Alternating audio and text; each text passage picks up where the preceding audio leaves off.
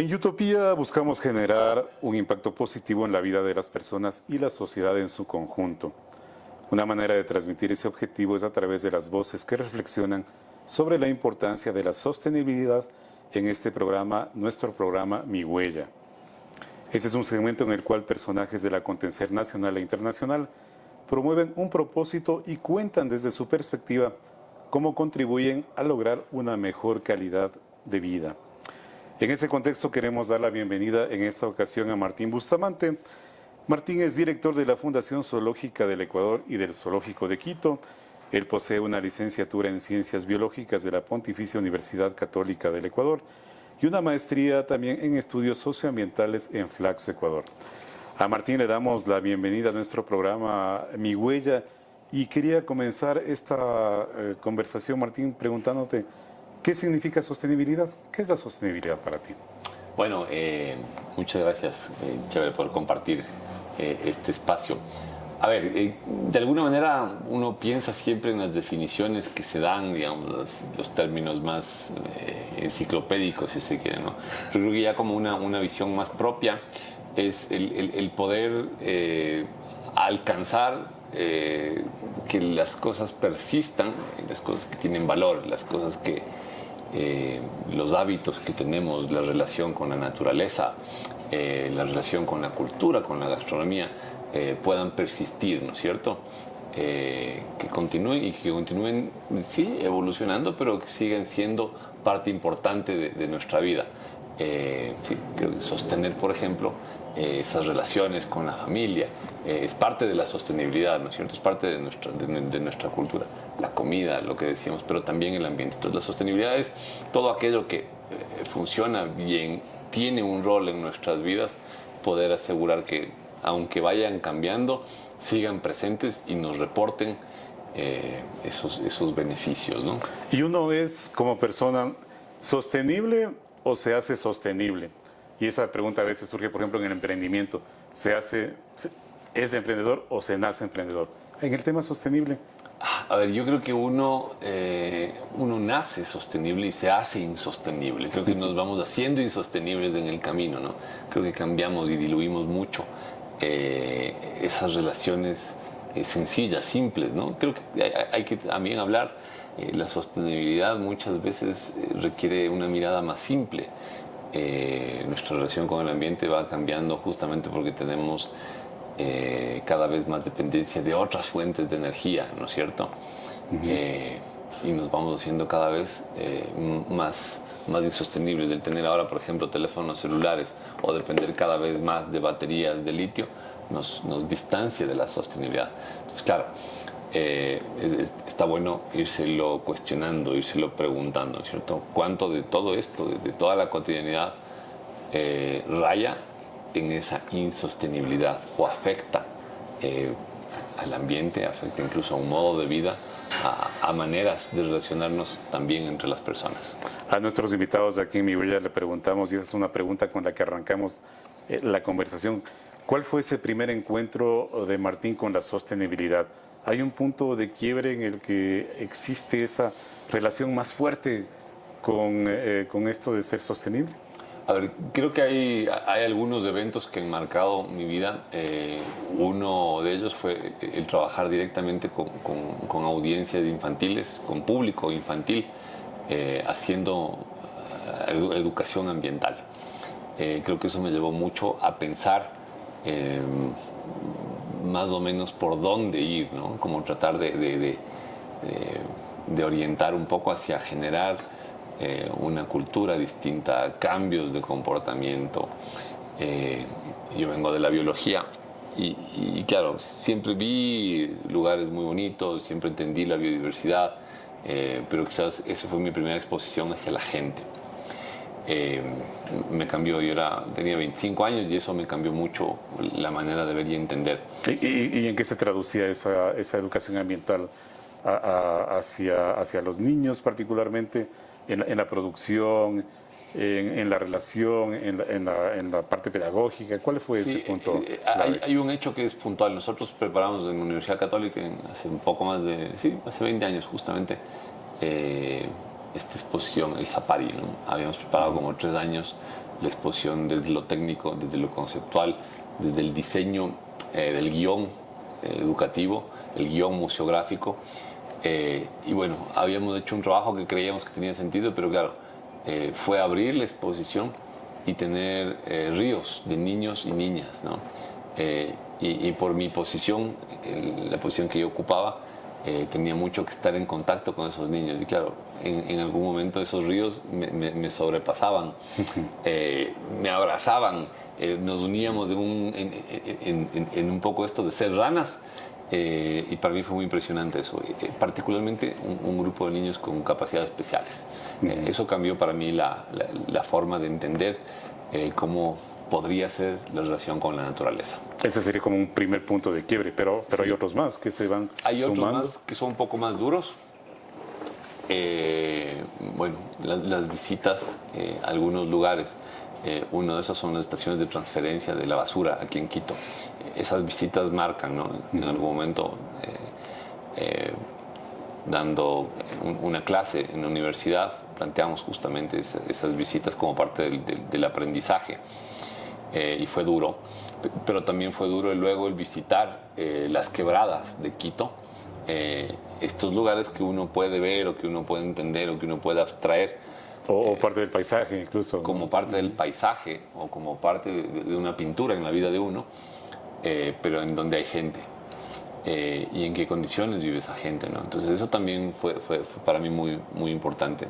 El momento en que me topé con un grupo de niños y niñas bañándose junto a la Rodrigo de Chávez, unas lavanderías, antiguas lavanderías, una antigua piscina que ya no está.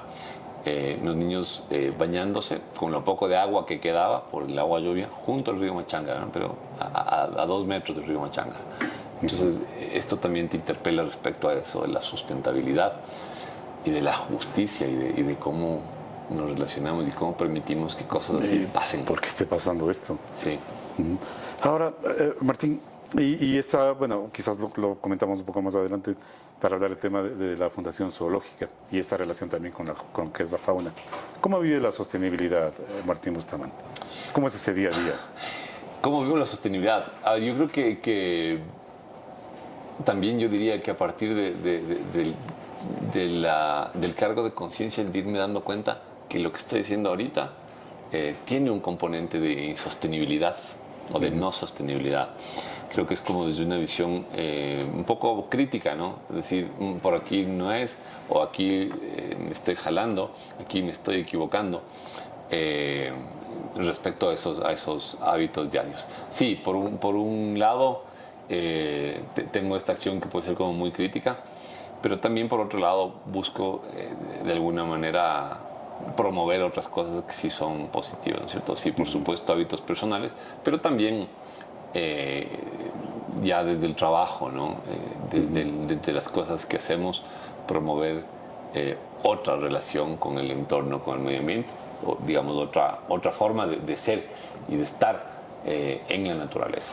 Eso de este vínculo, bueno, es la Fundación Zoológica por una parte, y lo otro también esta cierta convivencia también con la fauna. ¿Qué tan complicado, qué tan complejo es? Porque a veces uno va, visita, fotografías, pero atrás de eso hay situaciones que involucran quizás mucho más allá. Sí, creo que este es bien importante planteárselo cuando hablamos de la sustentabilidad, por ejemplo, del zoológico.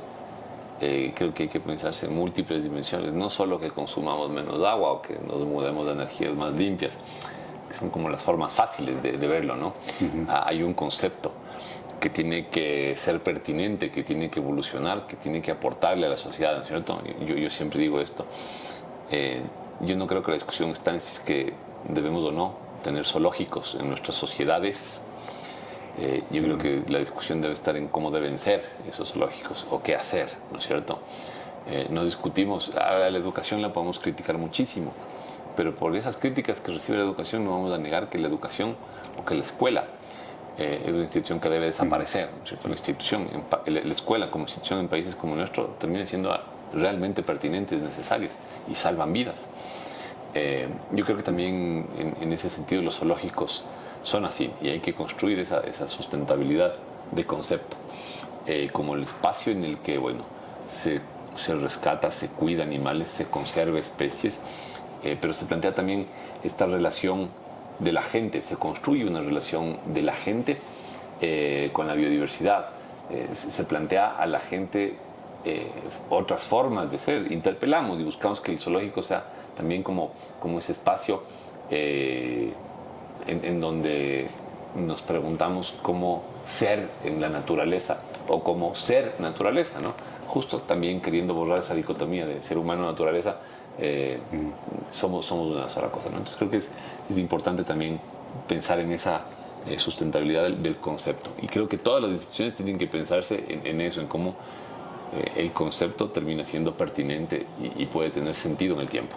Y a partir de esta experiencia, de esta vivencia, y cuando tú mencionabas de la gente, de cómo, y de las propias instituciones, ¿cómo miras, Martín, al país desde la óptica de la conservación ambiental? ¿Es una sociedad, un país más consciente, o las circunstancias, las tragedias en muchos casos, es lo que lleva a tener un sacudón? ¿Cómo tú ves al país, a la gente, en el contexto de la conservación ambiental? A ver, yo creo que hay que resaltar una serie de logros muy importantes que se dan en el país en términos de conservación. Yo creo que eso es necesario hacerlo, eso es justo, porque hay un esfuerzo muy grande que se ha dado de parte de distintas instancias de la sociedad. Pero creo que todavía no es suficiente.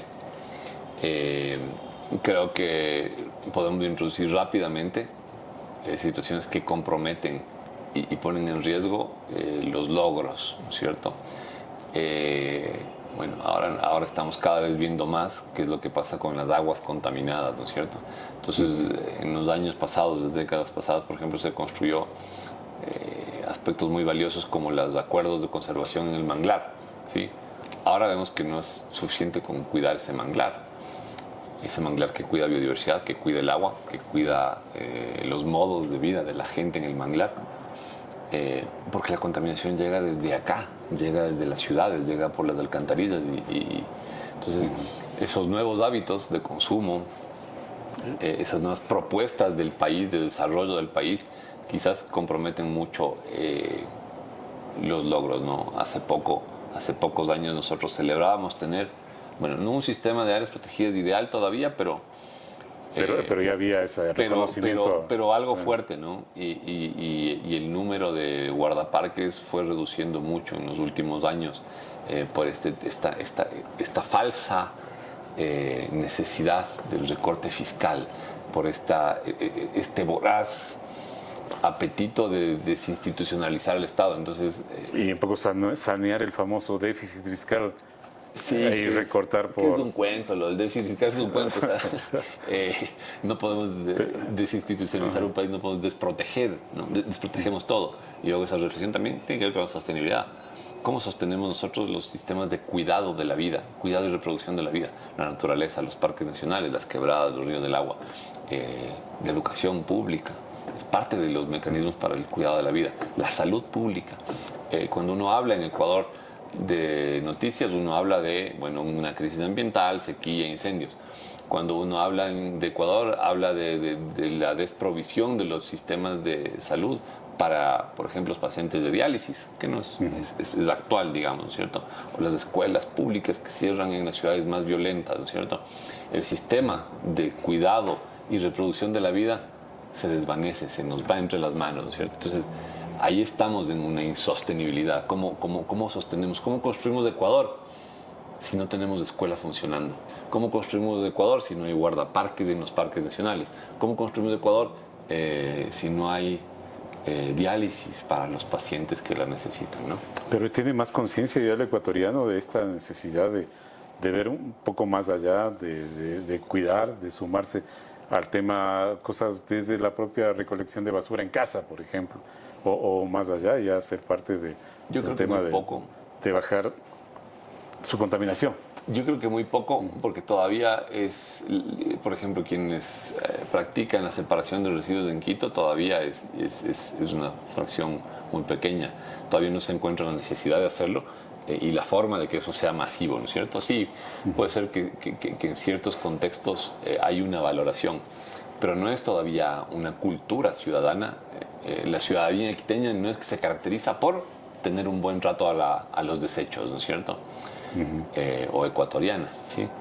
Entonces creo que todavía falta, creo que sí hay algunas conciencias, sí, todavía así como, bueno, no botar basura al río,